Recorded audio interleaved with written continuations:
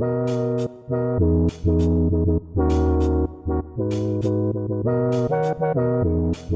Jared. I'm Marcus. Level with us.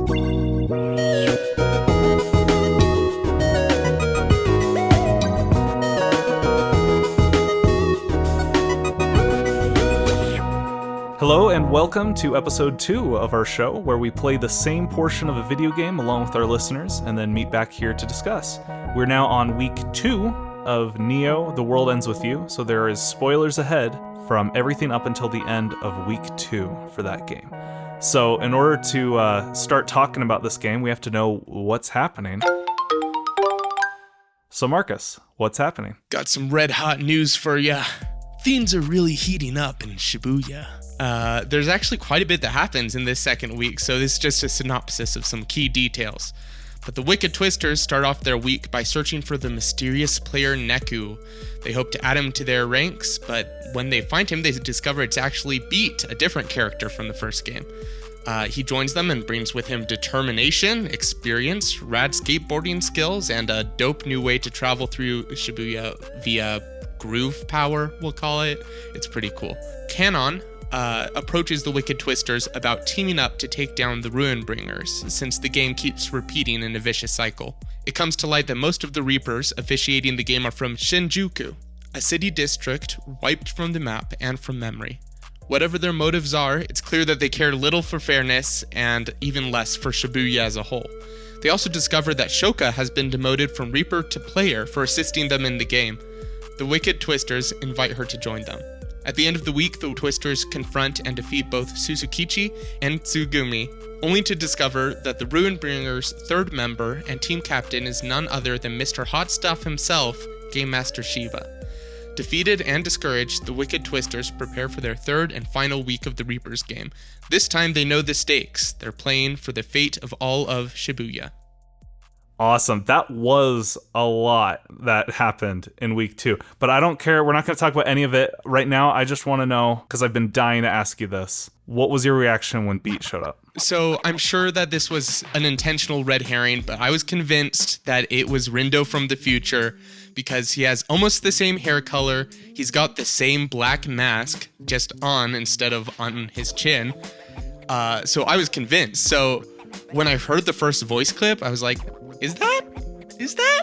So I was kind of like, oh, dang. I was like pretty pumped because Beat's an awesome character, just generally. I was pretty pumped. Dude, yeah, I thought that was kind of the most hype moment for me out of playing this entire game so far. Just like seeing him show up. Because you mentioned last week, I think, you're like, dubious. I don't think that's Neku. That doesn't look like him.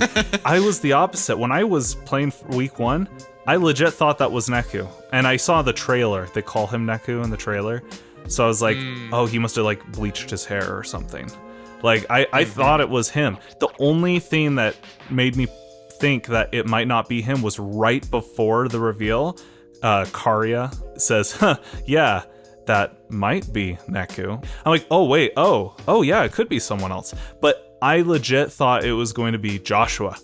I thought Josh was going to show up and be a player. But I actually also thought about Rendo's future. I thought that was a possibility as well. Beat did not cross my mind until the hood went back. So that was such a nice surprise. I thought that was pretty dang cool. Yeah, definitely got me, but in like a good way, because, you know, he's totally on the table of like people that they can pull into this game. It took me a while to realize, I'm like, why do I feel like he looks so different? I was like, no beanie. There's no beanie on that man. And that's, I think, why he looked different with his hair. Hair down. You know, this game takes place 3 years after the events of the first game, and I thought I think his character is pretty.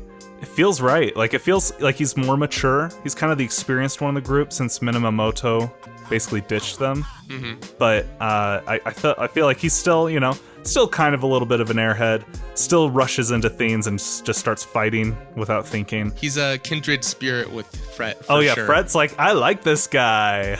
And like, like my man. And Rendo's like 2 idiot peas in a pod. I forgot about that line, but yes. Yep. Yeah, that made me really happy. I was really excited. I gotta say also, Shoka joining the party to me was excellent as well. It felt like Vivian joining in Paper Mario, because you see this character a lot, and then they join their like that felt really cool. And also, I mean, I kind of thought it was going to happen though as soon as Beat joined, because I was like, oh wait, Beat's playable? Oh sweet. And then I looked at the front cover of the box art. I'm like, well, Shoka's on it. Maybe she's gonna join us at some point. So I thought that was really that was pretty cool. I was pretty happy about her joining. And I mentioned last week that she was one of my favorite characters so far. So that definitely made me happy that she's playable too. Yeah, for sure. I think that there's a good spread amongst the 5 of them.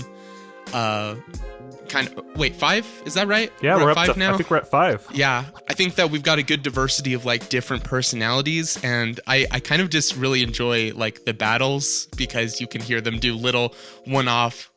When you drop the beat, they have a specific dialogue interaction between those two characters, right? Yeah, because like a lot of games have voice clips, but I enjoy how it's like one of them is like, nice job, and the other is like, I don't believe I was speaking to you. It's like, yeah. I wish I could It's remember great. my favorites, but yeah, there's some great little pieces of dialogue for sure. Also, I was actually surprised when Shoka joined. I thought like maybe, Rindo and Fret, I feel like kind of fought a little bit this week. Like there was like a day where they were kind of mad at each other. So I was like, oh, is Fret gonna like leave the party at some point? Like, and then Shoka will join? Like in my head, I'm like, because surely you can't have more than 4 people in your party. And then it was 5, and I feel like getting a party member feels really powerful. Like it's legitimately disheartening. Like they were really depressed when Minamoto left and they had to do the week again. And also I was depressed because I only have 3 attacks again instead of 4, right? Mm-hmm. So having 5, getting up to 5 felt great because it's another attack. And what I ended up doing was, because I got the network ability, skill tree ability for it, I doubled up the X button with Rindo same. and Yep. Shoka. So I have Rindo. Oh, you did Yep. the same thing. Okay.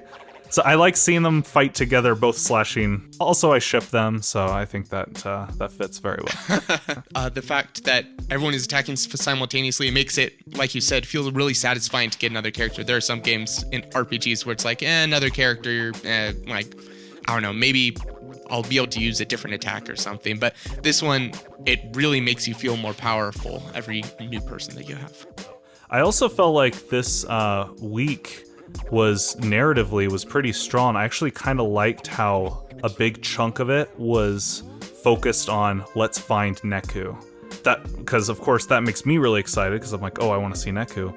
But also it gave them a clear goal. It wasn't just okay, we're playing the Reapers game. It was like, no, we have to find Neku. We have to let him join our ranks. The Reapers are like, go find Neku and kill him, or go find him so we can recruit him, or whatever.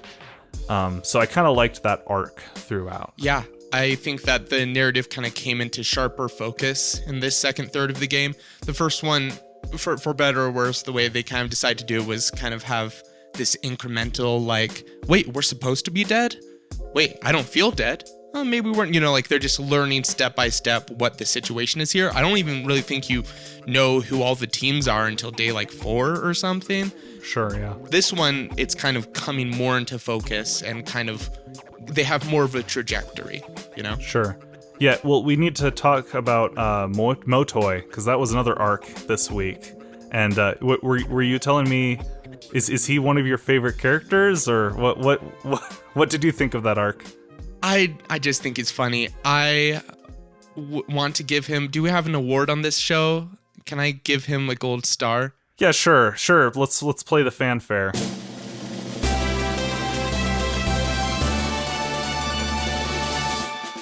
All right, this is the part of the show where we hand an award to a character. So what award would you like to bestow, Marcus? I would like to bestow best use of crowdfunding in a boss battle. That absolutely cracked me up when he he does it like a lot of times. Maybe I just beat him really slow, but the fact that you face him and he's like, I need some funds. Like starts tapping on his keyboard, and then you see a little loading bar animation. And you have to like fight his minions because they're the ones who are making the crowdfunding go up, right? You have to impede the progress or something. Mm-hmm. Yeah, they're donating or advertising or something. So sure. Motoi, the little memes he sends to Rindo cracked me up. I'm like, why does Rindo like these words of wisdom so much? They're like so vague. They're overtly bad. Like, some of them Yeah. are good. Some of them are like, yeah, I can see that being like, I don't know. Let's hope they're a pastiche. Let's hope no one on the writing team actually was like, ooh, snap for that. Yeah. I walk Oh down my the gosh. path. You can't, if you don't touch the ground, you'll never walk. Right. It's like, I feel sad and I realize the tears are mine and I feel bad. I don't know. It's like, if you want to look around, turn your head up towards the sky and make a sound. It just kind of That was better. That was better than most that of was his, not honestly. good. No. Of course, the elephant in the room, he is revealed to be a fraud, an imposter. These bits of wisdom that are just so wise are not even his. He could have at least stolen better content. Come on, man. Yeah, like all the ones he was sending, I'm like, I could have made something better than that. You didn't have to steal all of these. But Right. I liked that twist for him. I thought that was interesting. But I was mostly unimpressed with all the I was like, why does Rindo dig this guy? Like, I get it. Neku really liked Cat. He liked the mantra of Cat. And Cat, they still reference Cat in this game. But I was like, what's so great about another? Like, these words of wisdom don't seem like great guidelines for life. They just seem like elementary poetry at best, you know? Yep, I don't know. I agree. All right. Well, I think we should move on to star pieces. This week, my star piece is sound surfing, which is introduced into the game as a mechanic once Beat joins the party. I think it's a great mechanic because not only is it kind of a quality of life improvement, right? You can get around faster, but it also rewards your groove meter. So, like, it feels good to do, and you're rewarded for doing it. And it's just fun because the music, it's fun to tap along to it. And I think you can be offbeat and still kind of get your groove up, but I always do it to the beat for sure. And I noticed that the percussive track it adds to the music when you're doing it is different for every song. Mm-hmm. Like, it's a different percussion track. It's not just the speed of the track is set up or slowed down. It actually changes, and that's just cool. And it legitimately would disappoint me whenever I had to stop for a cutscene because it was just so fun to do. Exactly. It feels good, and I love it when it's the record scratch sound that's happening when you do the little hop things. I think it's the best ability in the game so far. I don't know. Just like, I like Shoka a lot, but like her ability is, hey, you can access a couple tiny areas you couldn't before, right? Or did you unlock that skill tree option where you can hop over rails? Like hop over railing. I was excited. I was like, oh sweet, so I can like parkour across the city if there's like, not really tower records, there's like kind of a fence that bugs me a lot when I'm trying to get through. No, you can't it's only specific areas you can stop, press A, and get into those areas, and I hated that. I was like, oh man. Yeah. But the sound surfing thing I thought was great. So yeah, for sure. Good pull. Good. It's a good. It's just a real good. That's what star pieces are. So what was yours? I'm gonna do a shout out for the design, specifically, I don't know if you call it UI, but for dialogue when the characters are speaking to each other. It isn't always like fantastic or doing super interesting things, but often it'll like, you know, the characters will be in different shaped boxes or on different sides of the screen, or it'll like take up the entire screen. So what I like about it is it's very stylistic. It makes it more interesting to read dialogue, and it kind of makes dialogue feel like cutscenes, even if it's not a cutscene or not voiced. They occasionally will, you know, do little thought bubbles that show what they're thinking, or, you know, like pictures of what they're thinking, or little chibis of them, like right. in anime. And some of those art or chibi drawings of them, that's like the only time that appears in the game, or at least in that week, that's the only time you see that art, which I think is awesome that they drew a picture just for that one moment, you know? Right. So it's kind of, what's cool about it is it's kind of in the minimalist style of the previous game, where you're really just working with, 3-4 character design, you know, cutouts. Yeah, at most, it'll usually be like 3 characters on the screen at once, or 4. Right, but also like 3 poses for each of them. Ish, yeah. So this one is like in the style of that, except it's more varied, you know, like there's more extreme expressions. Anyway, it's not like groundbreaking or anything, but I really appreciate the effort put into the stylistic dialogue. Yeah, I'm glad you brought up the art, because I was really impressed that sometimes there were, like when they take a picture at the phone booth, or or when Fret says the name of the Wicked Twisters, it's just the one piece of art, and that's the only time you see it. I'm glad that they made stuff like that. It's just cool. And we actually have a listener star piece for this week, which is really cool. So I'd like to give a shout out to Shoutout HD. That's their name.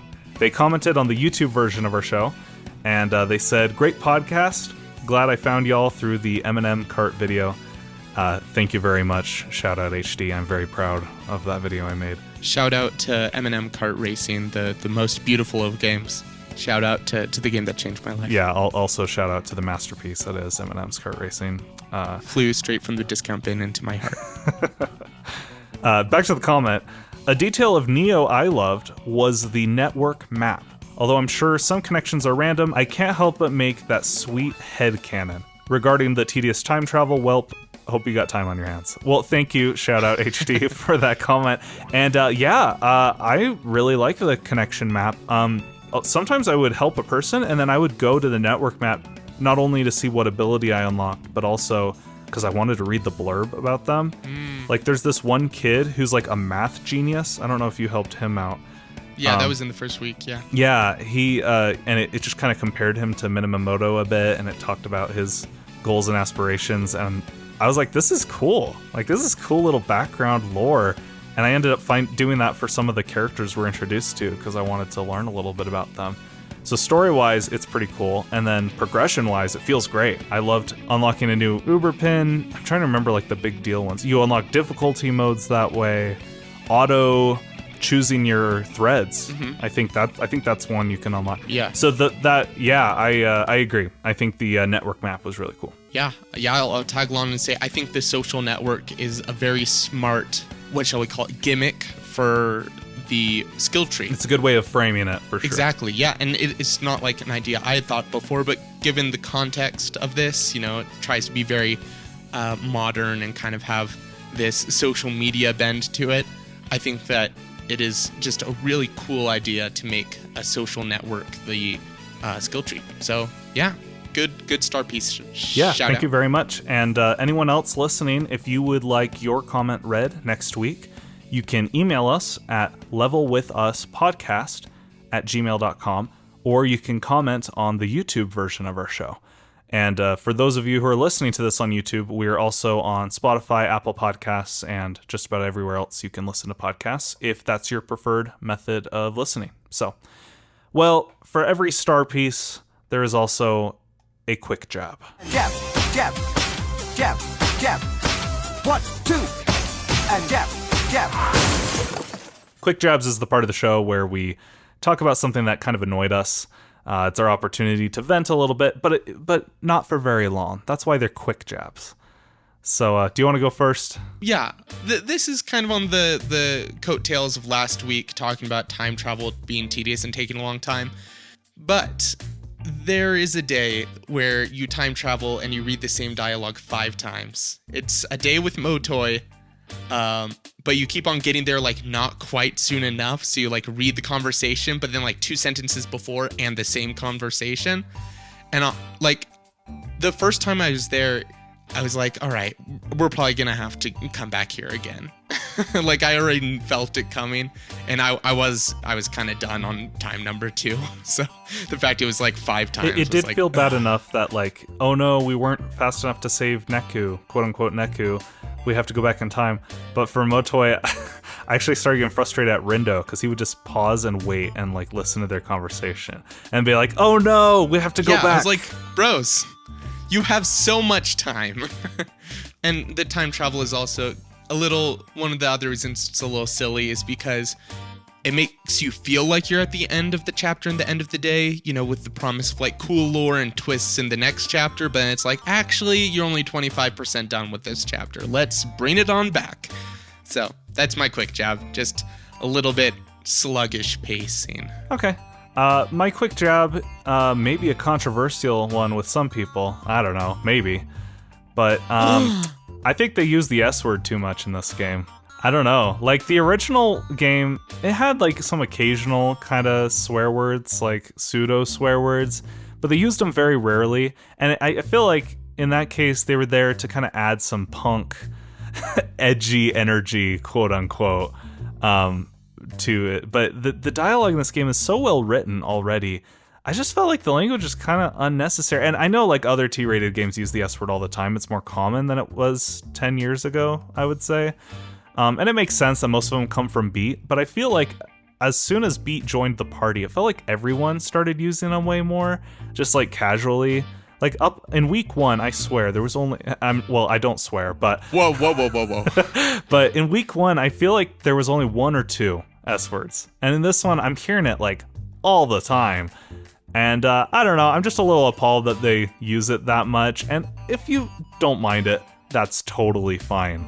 I totally understand. But for me, like it just detracted from it a little bit. I feel like when writing is this good already, it's unnecessary to add that word a bunch. I don't know. How do you feel on this, Marcus? Am I crazy?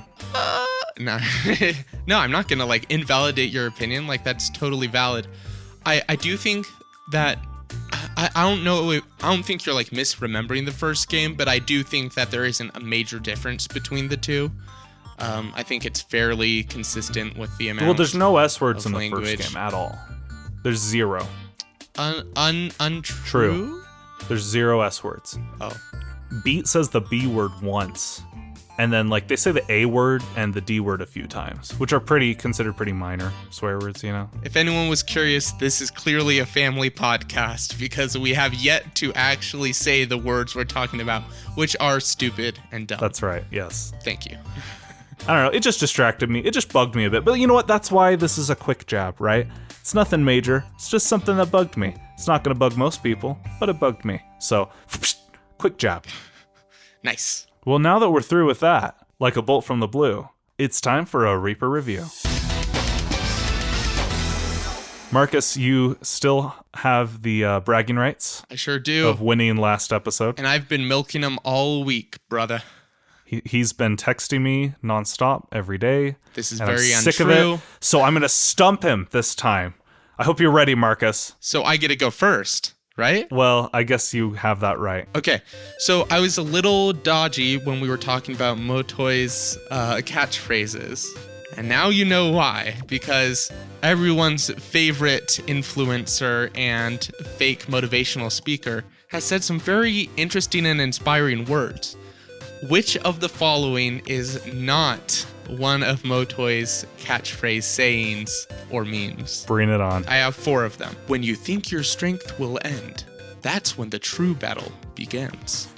I feel my chest begin to pound and know my heart is making sounds. Never fear a fight. Fight your fear instead. If you want your wet clothes to dry, hang 'em where water's in short supply. Oh my gosh. I was cringing for every single one of those. Thank you for finally reading them, though, because I could not think of these earlier. It's definitely the first one. All those other 3, I very clearly remember not being a fan of. So I'm going to go with the first one. What was the first one? Something about strength? When you think your strength will end, that's when the true battle begins. And you are correct, sir. You nailed it. Oh, yeah. Wow, they must have really left an impact on your soul, on your psyche, if you instantly, like, cringed when you heard wet clothes to dry. Yeah, cringe is a muscle memory. So, all right, Marcus, I bested you. You sure so did. It's time for me to take the throne. So, Marcus, how's your spatial awareness? It ain't great. Well, we'll see how you do. Which of these areas in the game is not connected to Spain Hill? Oh, Jared. We've got Tower Records, Center Street, Utagawa, and Tipsy Toes Hall. Be honest, if you had an unlabeled map, would you be able to write down the names of the areas? I may have consulted a map when I made this question. I guess that isn't the name of the game, huh? All right. You want me to read them again? I sure do. Okay. Your options are Tower Records, Center Street, Utagawa, and Tipsy Toes Hall. I'm gonna guess Utagawa. You got it right. Oh, that was luck. That was absolutely luck. I knew Tipsy Toes Hall was close. And I thought Center Street was close. It was mostly just a guess, though. Well, that's okay. I prepared for every eventuality, so I've got another question for you. What? I run this show. This is how I decide this how is it as works. unfair as the Shinjuku Reaper's Reaper game. Well, you're not playing for your life this time, just bragging rights. So, okay, here's my backup question. Tell me Beat's real name. Do it. Bito. You got part of it, but I want to hear the whole thing. Daisuke Juno Bito. Wait. What was that first part again? Daisuke Bito. You're so close. Oh, I'm breaking Marcus. up. I'm sorry. Uno Bito. You were very close when you said it. It's Daisuke Nojo Bito. Okay. So okay. We're gonna call this week a tie. Okay. But just know that I still bested you in some small way. You definitely did. You bested me in confidence. Well, this show has been very fun. It's time to move on to our final segment, Rabbit Holes. This is the part of the show where we can talk about basically whatever we want for a minute or two. And you guys can't complain. Yeah, because this is the end of the show, so you can just stop listening if you're not interested. And my rabbit hole is knitting. Nice. Yeah, but you didn't see that one coming. I really didn't. Literally just an hour ago, my wife and I went to stop by a knitting store called Knittin' Pretty, which that's good, props to them. That's a good name. If you're gonna have a whole shop dedicated to knitting, you might as well make it, catchy. And I was pretty impressed once we walked in.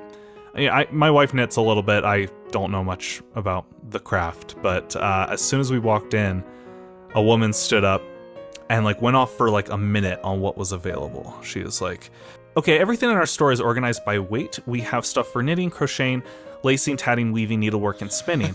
We have over 200 varieties of yarn and thread, including merino and alpaca wools, silks, boutique microfibers, and organic or naturally dyed cottons, and even some yarn that were made from recycled saris from India. If you go to the back of the store, you'll find some different patterns that some of the ladies from our club have made that are available for purchase. But we also have some free classes too, if you want to go ahead and look at this flyer. We were just there to browse, but I was like, whoa. I mean, if you're gonna if you're gonna run a shop on yarn, you better know your stuff.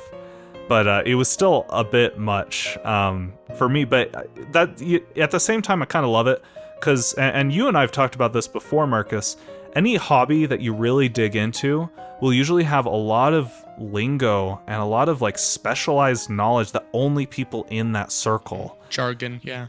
Yeah, only people in that circle know, which is kind of cool. And but there was a store, we moved here recently, and there was a store back where we used to live as well, and they have a newsletter they mail out to everyone that has all their newest stuff and what classes are available, and they write some pretty funny ads as well. And I thought I'd just read one of these to kind of get a feel for how much we don't know about knitting. So the article starts off by saying, this week we're going to spotlight wool. And it's kind of this episode is brought to you by the number 5, kind of thing. This is all about, this is Wool Week. Wool is an amazing fiber which boasts durability, breathability, versatility, sustainability, and all-around comfort. Unfortunately, many people think they're allergic to wool, when that is simply not true. Most people feel they're allergic because wool is scratchy. That's not an allergy, that's just scratchy wool. I love how dismissive and patronizing that is. You think you're allergic? You're not allergic. You think wrong. Your experience is invalid. This is... allergies to wool are a myth. That's how they open this article. And they do so many classes, and they've got knit flicks, which is where they all get together and watch something and knit together. That's actually a preferred way of knitting. I like that. It's pretty cool. Fun. It's pretty cool. But I have to admire just how many people really enjoy that. And it makes me want to be a part of it, even though I have no interest in knitting at all. I kind of want to be a part of it just to kind of see what the community's like. But yeah, that's the rabbit hole I inadvertently fell down this week. How about you, Marcus? I'll spotlight lockpicking as a hobby, a really fascinating one. You can find it on, I guess, the subreddit. I think it's just called lockpicking. But there's this whole community that's around it using tools, kits to crack locks, basically. There are different ways of doing. You can rack a lock, which basically means like pulling the stick in and out really quick. There's like taking every individual pin, finding it and turning it. And then the community has like a belt system where depending on which locks you pick, you can get like a green belt, a black belt eventually. Oh, that's cool. Yeah, you can like get lock cred, you know, like, hey, look what I can do kind of thing. Yeah, so there's kind of a progression system almost in the community. So is like Harry Houdini like the top tier award? Is there like a Harry Houdini I mean, belt? escape artists are kind of a different ball game. This is like a community that's like hardcore into this lock says it's unpickable. I'm going to see if I can do it in 30 seconds, you know, like it's Right. also interesting to have kind of a community around a skill that is like not illegal, but is like on the brink of like, you can use this for bad stuff, which I guess is true of some other hobbies as well. But it's like, it's very taboo to, you know, like no one's gonna like admit that they're like using it outside of, so it's weird. That's like a game, but then it's a skill if like a friend loses their key for their, you know, padlock or loses their house key or something. Like it's useful in those really specific circumstances, but otherwise it's kind of just like a puzzle, like a dexterity thing. Yeah, that kind of continues what you were saying last week where you're like, parkour's really cool, but here's a practical application for it. Lockpicking, yeah, that's a cool, fun hobby, and you're right, there is practical application. I guess that's kind of my favorite types of hobbies, are like the ones where you could like justify like, and also it's working out my arms or my glutes, or, you know, like, it also is, you know, practical or good for me or whatever. Cool. So are you going to get into lockpicking? I have the next best thing, which is a friend who's gotten into lockpicking. So, you know, if I ever do have an urge, I can just borrow his set. He's got a big old set of tools and a whole lot of locks where he may or may not have the keys for them because he uses different locks to practice picking. Cool. Well, I really enjoyed this discussion. Thanks for joining me. You're welcome. As always, Marcus. And thank you to our listeners for joining us today for Level With Us. Like I said before, if you have any comments you want read on the show, go ahead and email us at levelwithuspodcast@gmail.com or comment on the YouTube version of the show. Next week, we'll be going over week 3 and subsequently the end of Neo The World Ends With You. So if you have any thoughts on the game that you'd like us to discuss, go ahead and send them our way. But until then, I'm Jared. I'm Marcus. And we'll level with you next week.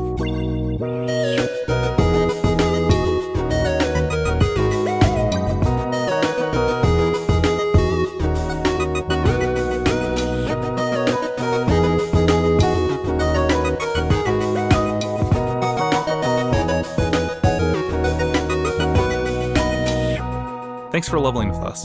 The funky music cover of Calling you heard was provided with permission by LegendAV. You can find the full version over on his YouTube channel. You also heard ZigZag by Kevin MacLeod on Incompetech.com. All other original music was composed by Marcus. Thanks, Marcus.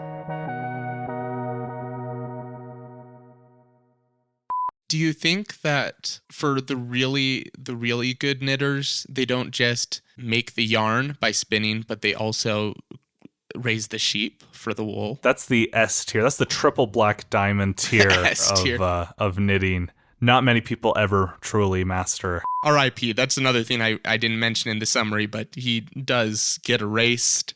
No more Motoi. I guess you could say Motoi is no more. Still a better line than Motoi's. I guess you could say Motoi has been a bad boy. No.